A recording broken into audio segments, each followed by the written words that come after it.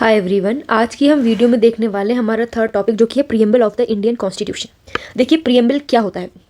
आपने अगर ये इस देखा होगा, we the people of India से ये स्टार्ट होता है। ये जो मैंने यहाँ पे इंग्लिश में लिखा हुआ है ये है preamble of the Indian constitution, और ये मैंने हिंदी में भी लिखा है। तो अगर आपको प्रीएम्बल से रिलेटेड कोई भी क्वेश्चन करना है उसके लिए आपको प्रीएम्बल के बारे में पता होना चाहिए। एटलीस्ट आपको इसके मेन जो वर्ड लिखे हैं प्रीएम्बल में उनके बारे में पता होना चाहिए। देखिए क्या लिखा है इसमें लिखा है we the people of India having solemnly resolved to constitute India into a sovereign, socialist, secular, democratic and republic, and to secure to all its citizens justice, social, economic and political liberty of thought, expression, belief, faith and worship, equality of status and of opportunity, and to promote among them all fraternity, assuring the dignity of the individual and the unity and integrity of the nation. In our Constituent Assembly this 26th day of November 1949 को हमने ये preamble adopt किया था, enact किया था और अपने आप को दिया था। तो ये क्या कह रहा है, ये सिंपल ये कह रहा है कि we the people of India, हम भारत के लोग, हम भारत के लोग भारत को sovereign, socialist, secular, democratic Republic बनाते हैं और हम सारे सिटीजन्स को क्या देते हैं, जस्टिस देते हैं, न्याय देते हैं। किसका? Social, economic and political liberty देते हैं, स्वतंत्रता देते हैं। किसकी? Thought, expression, belief, faith and worship. वही सारी चीज़ें यहाँ लिखी हुई है हिंदी में, देखिए। उसके अलावा इक्वालिटी देते हैं, किस चीज़ की? स्टेटस की और अपॉर्चुनिटी की। उसके अलावा भाईचारा होगा जो कि डिग्निटी ऑफ द इंडिविजुअल और एकता को and unity and integrity of the nation को बढ़ावा देगा। तो ये सारी चीज़ें हमारे प्रीएम्बल में बोली गई हैं। तो प्रीएम्बल से रिलेटेड क्वेश्चन करने के लिए प्रीएम्बल के बारे में पता होना चाहिए, जो इंपॉर्टेंट वर्ड्स हैं वो एकदम याद होने चाहिए। अब देखिए ये जो प्रीएम्बल था ना, ये पहले से ही इंडियन कॉन्स्टिट्यूशन में था, जो इसमें लिखा हुआ है 26 नवंबर। कब से था? ये था हमारा 26 नवंबर 1949 को हमारा ये प्रीएम्बल बना। लेकिन ये जो दो वर्ड है, एक पहला वर्ड तो है आपका सोशलिस्ट और एक है सेकुलर, ये दोनों वर्ड हमारे 42nd कॉन्स्टिट्यूशन अमेंडमेंट एक्ट 1976 से आए हैं, ठीक है। ये दोनों वर्ड, तो ये दोनों वर्ड 49 पे नहीं थे, ये हम लोग 76 में लेके आए हैं, सोशलिस्ट और सेकुलर वर्ड। अब ये प्रीएम्बल आखिर में होता है क्या? देखिए जो ये प्रीएम्बल होता है ना, ये एक टाइप का इंट्रोडक्शन होता है, एक टाइप का प्रीफेस होता है कॉन्स्टिट्यूशन का। ये समरी बताता है, ये एसेंस बताता है हमारे कॉन्स्टिट्यूशन की, ये रिफ्लेक्ट करता है आइडिया और एस्पिरेशन हमारे भारत का, हमारे कॉन्स्टिट्यूशन का। तो ये जो अभी आपने ये देखा, ये जो अभी आपने ये यहाँ पे अभी हमने जो रीड किया, ये था हमारा प्रीएम्बल। और ये प्रीएम्बल जो है ये एक टाइप से इंट्रोडक्शन है हमारे कॉन्स्टिट्यूशन का। देखिए हमारे कॉन्स्टिट्यूशन में हमें राइट दे रखे, किस चीज़ के लिए राइट दिए? ताकि हम लोग इक्वालिटी से रह सकें, लिबर्टी, जस्टिस, भाईचारे से रह सकें। तो ये सारी चीज़ें जो है ना, ये एक प्रकार की समरी बताता है कि हमारे कॉन्स्टिट्यूशन के अंदर क्या क्या चीज़ें होंगी। तो ये आइडिया बताता है, एस्पिरेशन बताता है हमारे कॉन्स्टिट्यूशन का। उसके अलावा देखिए अब इसके ये जो हमने अभी प्रीएम्बल पढ़ा, इसकी खासियत क्या है, जो इसकी विशेषता, जो इसकी फीचर्स हैं वो क्या है? जितने भी शब्द यहाँ पे मैंने हाईलाइट करें, जैसे न्याय, स्वतंत्रता, उसके अलावा यहाँ पे इक्वालिटी, जो ये था ना कि समानता, उसके अलावा ये आपका अखंडता और ये बंधुता, ये जो है ये सारे जो ये हाईलाइट करें, ये सारी इस प्रीएम्बल की विशेषताएं हैं। जैसे इंडियन कॉन्स्टिट्यूशन में क्या क्या है? Sovereign, socialist, secular, democratic Republic, ये सारा इसकी खासियत बताता है। इसके अलावा ये प्रीएम्बल बोलता है कि ये प्रोवाइड करेगा, ये देगा क्या? न्याय देगा, जस्टिस देगा, लिबर्टी देगा, इक्वालिटी देगा। तो आपको इतने सारे वर्ड्स के बारे में पता होना चाहिए, प्लस इनका मतलब भी पता होना चाहिए। देखिए सोवरेन का क्या मतलब है? सबसे पहले तो जो वर्ड आता है वो आता है आपका we the people of India. सबसे पहला जो शब्द है वह है we the people of India, हम भारत के लोग। इसका क्या मतलब है? इसका मतलब ये है कि जो ये COI का मतलब है, कॉन्स्टिट्यूशन ऑफ इंडिया जो है ना, ये अपनी अथॉरिटी और अपनी शक्ति लोगों से लेता है, पावर ऑफ इंडिया से लेता है। इसका मतलब ये है कि पावर ऑफ जो भारत के लोग हैं वो ही कॉन्स्टिट्यूशन को ताकत देते हैं। दूसरी चीज़, constitution made plus adopted by people, constitution बनाया भी लोगों ने है और एडॉप्ट भी लोगों ने किया है। अब आप कहोगे बनाया लोगों ने कैसे? देखो इंडिया जो वो है वो एक डेमोक्रेटिक कंट्री है। डेमोक्रेटिक मतलब यहाँ पे regular, fair and regular election होते हैं। तो जब इलेक्शन होते हैं, ये इतने सारे लोग जो होते हैं ना, बहुत सारे लोग अपने रिप्रेजेंटेटिव्स को भेजते हैं। हम अपना नेता पार्लियामेंट में भेजते हैं, फिर वो लोग लॉज बनाते हैं, अमेंडमेंट करते हैं, फिर जो वो लॉज बनती हैं वो कॉन्स्टिट्यूशन का पार्ट होती हैं, या फिर कुछ तो कॉन्स्टिट्यूशन का पार्ट होती हैं, कुछ नहीं भी होती है। तो ये इस टाइप से हम ये कहना चाह रहे हैं कि भारत के लोगों ने खुद ही इस कॉन्स्टिट्यूशन को बनाया है। कैसे बनाया? अपने रिप्रेजेंटेटिव्स भेज के, अपने नेता भेज के। इसीलिए यहाँ पे लिखा है कि जो कॉन्स्टिट्यूशन है उसकी जो शक्ति है वो लोगों में विराजमान है। देखिए पावर ऑफ द पीपल, शक्ति शो करता है ये लोगों की।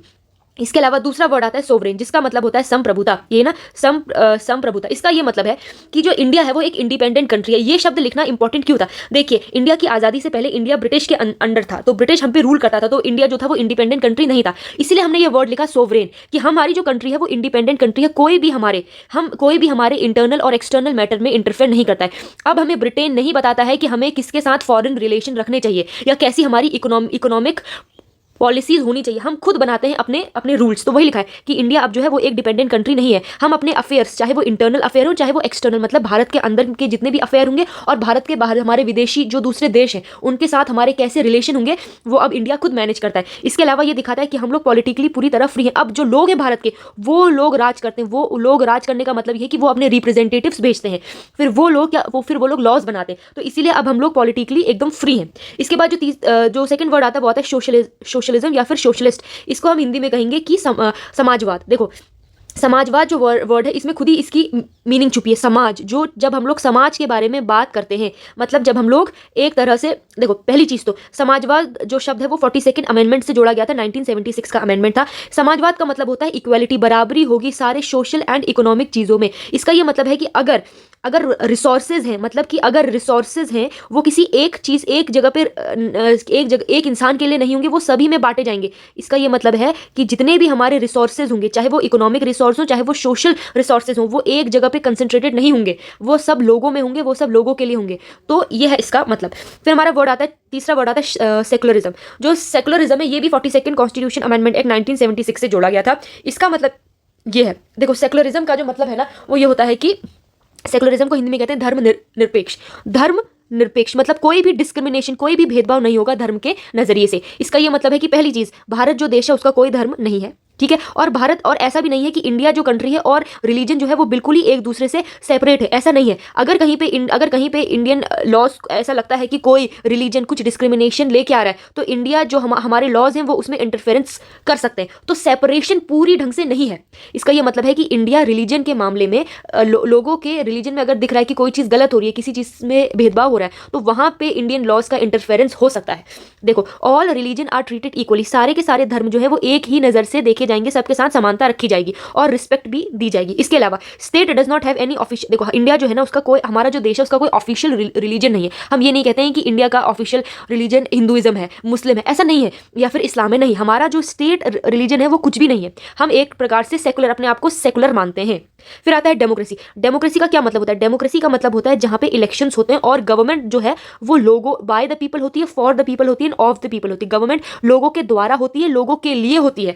तो ये बोला जाता है डेमोक्रेसी में कि लोग ही अपनी गवर्नमेंट, लोग ही इलेक्शन से अपने नेता लेके आते हैं, फिर वो नेता उन लोगों के लिए लॉज बनाते हैं। तो ये है, हमारे यहाँ पे फेयर इलेक्शंस होते हैं, तो ये हम बोलते हैं और ये होते भी हैं। तो डेमोक्रेसी का मतलब होता है लोकतांत्रिक। इसके बाद है रिपब्लिक।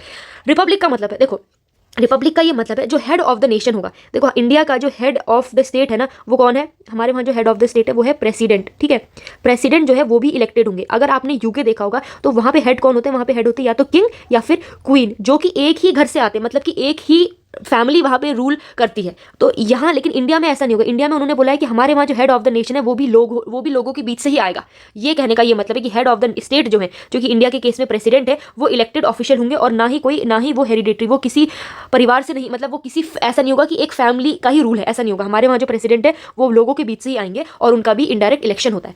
तो ये दिखाता है, ये क्या दिखाता है? ये दिखाता है कि जो हेड ऑफ द स्टेट है, मतलब जो सर्वोच्च यहाँ हमारी इंडिया का जो हेड है वो भी लोगों से ही आए हुए हैं। जो पावर है, वो अथॉरिटी है, वो लोगों में ही विराजमान है। इसका ये मतलब है। तो ये तो हमने ये 5 जो वर्ड थे इनका मीनिंग देखा। क्या क्या वर्ड थे? सोवरेन, सोशलिस्ट, सेकुलर, डेमोक्रेटिक और रिपब्लिक, जिसमें से सोशलिस्ट और सेकुलर वर्ड जो है वो 42nd अमेंडमेंट एक्ट 1976 से आया है। इसके अलावा ये जो 4 चीजें दे रखी हैं, जस्टिस, लिबर्टी, इक्वालिटी, फ्रेटर्निटी, ये है आपकी, ये सारी चीजें हमारा कॉन्स्टिट्यूशन हमें प्रोवाइड करता है। कैसे प्रोवाइड करता है? न्याय कैसे देता है? देखो न्याय का मतलब है जस्टिस होगा, सोशल, किसी के कहीं पे भी डिस्क्रिमिनेशन नहीं होगा, पॉलिटिकल, सबको वोट का अधिकार है। ऐसा नहीं है कि सिर्फ ब्राह्मण वोट कर सकते हैं, सिर्फ क्षत्रिय वोट कर सकते हैं या फिर सिर्फ हिंदू वोट कर सकते हैं, नहीं। पॉलिटिकली भी हमारे वहाँ इक्वालिटी है। इसके अलावा इकोनॉमिक जस्टिस दिया जाएगा। इसका मतलब यह है कि अगर रिसोर्सेज हैं तो वो किसी एक इंसान के हाथ में नहीं रहेंगे, वो लोगों तक भी बांटे जाएंगे। तो ये है, ये दिखाता है justice, socially, politically and economic. अब देखो लिबर्टी। लिबर्टी का मतलब क्या है? लिबर्टी का मतलब होता है एक प्रकार से स्वतंत्रता। किस चीज़ की? थॉट की। अगर आप अपना आर्टिकल 19 देखेंगे तो ये उसके अंदर दे रखा है। आर्टिकल ये वर्शिप, फेथ, ये सब 25-26 में दे रखे हैं। ये सारे के सारे फंडामेंटल राइट्स भी हैं। तो स्वतंत्रता अपने विचारों की, जो मेरे मन में आ रहा है वो बोलने की, ये जो मैं एक्सप्रेस करना चाहती हूँ, उसकी बिलीफ की, जो भी मैं मानना चाहती हूँ, फेथ, मेरी किस में आस्था होनी चाहिए, ये सब मेरे ऊपर है, कोई मेरे पे दबाव नहीं डाल सकता। तो ये है आपकी लिबर्टी। ये इसका मतलब होता है स्वतंत्रता से, ठीक है, लिबर्टी से। फिर आता है इक्वालिटी। समानता होगी स्टेटस में, अपॉर्चुनिटी में। इसीलिए ये अपॉर्चुनिटी वाले और स्टेटस वाले कंसेप्ट के चक्कर में हम लोग रिजर्वेशन की पॉलिसी लेके आए हैं कि इक्वालिटी देनी चाहिए। और स्टेटस, देखो स्टेटस आर्टिकल 18 जब आप देखेंगे तब आपको पता चलेगा कि स्टेटस का यहाँ पे क्या रोल है। ठीक, अब हम देखेंगे फ्रेटर्निटी, इसका क्या मतलब होता है? इसका मतलब होता है भाईचारा। अगर आपने यहाँ ऊपर देखा होगा तो हम अगर अपना प्रियम्बल देखें तो क्या लिखा है यहाँ पे? लिखा है कि जो यहाँ पे डिग्निटी ऑफ द इंडिविजुअल और unity and integrity of the nation. इसका क्या मतलब है? इसका ये मतलब है कि सभी व्यक्ति की गरिमा और राष्ट्र की एकता और अखंडता के लिए क्या ये बंधुता बहुत ज़्यादा इंपॉर्टेंट है। तो यही चीज़ आपको इसमें लिखनी है कि भाईचारे से यहाँ पे मतलब है कि सभी लोग समानता से रहें, सभी के लोगों के बीच में गरिमा हो, मतलब एक दूसरे को रिस्पेक्ट करें, ये इसका मतलब है। अब आपने देख लिया कि प्रियम्बल है क्या, प्रियम्बल के इंपॉर्टेंट कंपोनेंट्स क्या है। अब देखिए प्रियम्बल ने आपको क्या चीज़ बताई? प्रियम्बल ने आपको बताया कि फंडामेंटल वैल्यू क्या है कॉन्स्टिट्यूशन की। ये जो जितने भी शब्द आपने देखे ना, ये अभी हम लोग फंडामेंटल राइट्स में देखेंगे कि कैसे हमें सोशली पावर मिली है, कैसे इकोनॉमिक, कैसे ये बिलीफ, थॉट, एक्सप्रेशन, ये सब कैसे दे रखा है। तो ये सारी चीजें हम अभी फंडामेंटल राइट्स में देखेंगे। इसके अलावा प्रियम्बल ने हमें बताया कि हमारे कॉन्स्टिट्यूशन में क्या क्या चीजें हैं। प्रियम्बल ने हमें एक टाइप से समरी दे दी हमारे कॉन्स्टिट्यूशन की, हमारे कॉन्स्टिट्यूशन कहना क्या चाहता है, ये है। अब देखिए क्या प्रियम्बल कॉन्स्टिट्यूशन का पार्ट है या नहीं है। ये आया था एक इंपॉर्टेंट केस लॉ से, जो कि है आपका केस लॉ देखेंगे अगर आप, तो ये है आपका केशवानंद भारती का केस था, 1973 का केस था। इसमें बोला गया था कि हाँ प्रियम्बल जो है ये कॉन्स्टिट्यूशन का एक पार्ट है। तो केशवानंद भारती प्रियम्बल के केस में एक इंपॉर्टेंट केस है जो आपको लिखना पड़ेगा। ये है हमारा preamble. Thank you so much.